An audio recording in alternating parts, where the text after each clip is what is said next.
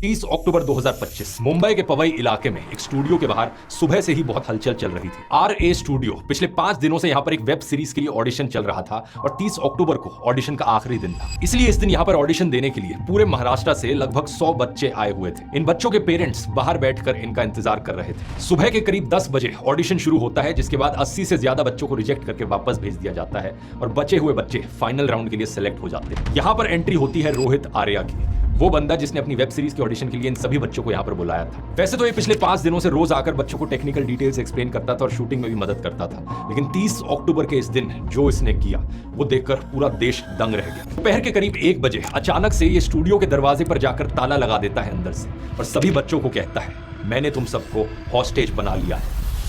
ये बात सुनकर बच्चों में हल्ला मच जाता है, लेकिन ये उन्हें डरा धमकाकर चुप कराता है। इस वक्त स्टूडियो में कुल 19 लोग थे, जिनमें से 17 बच्चे थे और एक सीनियर सिटीजन भी थे। रोहित आर्या ने इन सभी 19 लोगों को हॉस्टेज बना लिया था। एलिजिडली इसके बाद ये जमीन पर कुछ केमिकल स्प्रे करता है। इसके पास एक इनफ्लेमेबल केमिकल और गैस लाइटर भी था, ताकि जरूरत पड़ने पर इसके खुद के शब्दों में स्टूडियो को आग लगाई जा सके। रोजाना करीब 1 बजे के आसपास बच्चे लंच के लिए बाहर आ जाते थे, लेकिन इस दिन जब ऐसा नहीं हुआ तो पेरेंट्स को चिंता होने लगी। करीब 15-20 मिनट तक बाहर इंतजार करने के बाद कुछ पेरेंट्स ने स्टूडियो के अंदर जाने की कोशिश करी, जानने के लिए कि आखिर हो क्या रहा है, लेकिन वो अंदर घुस नहीं पाए। दोपहर के 1:45 पेरेंट्स ऐसा होता देख पुलिस को कॉल लगा देते हैं। सबसे बड़ा सवाल सभी के मन में ये था, आखिर इन बच्चों को इस तरीके से किडनैप क्यों किया गया?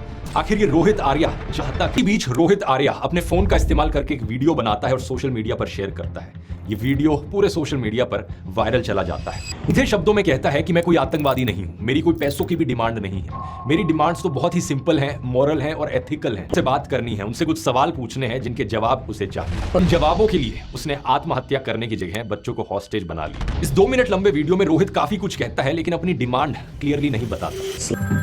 बिल्कुल बॉलीवुड स्टाइल में रोहित इंस्पेक्टर से सीधा कहता है कि वो एक पॉलिटिशियन से बात करना चाहता है। वो इंस्पेक्टर उनसे कहते हैं कि उनके सारे इश्यूज को रिजॉल्व कर दिया जाएगा, कोई एक्सट्रीम स्टेप लेने की जरूरत नहीं, बच्चों को कुछ नहीं होना चाहिए। रोहित से रिक्वेस्ट करी जाती है, हॉस्टेजेस को फोर्सफुली रेस्क्यू करने के लिए एक टीम अंदर भेजने का फैसला करती है। अब जाएगी। मुंबई फायर ब्रिगेड के 2 लोगों ने पीछे की बाथरूम की खिड़की के नीचे एक सीढ़ी लगाई और सीढ़ी पर चढ़कर ये ग्रिल को काटने लग गए। इस समय रोहित का ध्यान भटकाने के लिए इंस्पेक्टर उन्हें अपनी बातों में उलझाने लगे। बाथरूम की खिड़की की ग्रिल जैसे ही टूटी, तुरंत एक क्विक रिस्पांस टीम के कमांडोज को स्टूडियो में भेज दिया जाता है। RA स्टूडियो के अंदर घुसती है, उसे लीड कर रहे थे assistant police inspector Amol Waghmare. Police के मुताबिक जैसे ही वो अंदर दाखिल होते हैं, रोहित अपनी एयर गन निकालकर तेजी से उनकी तरफ आगे बढ़ता है और फायर करने लग जाता है। इसी मोमेंट पर अमोल वाघमरे एक स्प्लिट सेकंड डिसीजन लेते हैं और गोली चला देते हैं।